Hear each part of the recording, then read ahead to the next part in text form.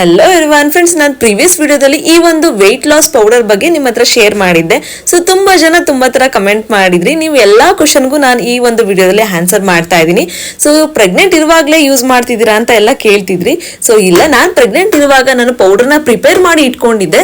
After delivery ನಾನು ಈ ಒಂದು ಪೌಡರ್ನ ತಗೊಳ್ಳೋಣ ಅಂತ.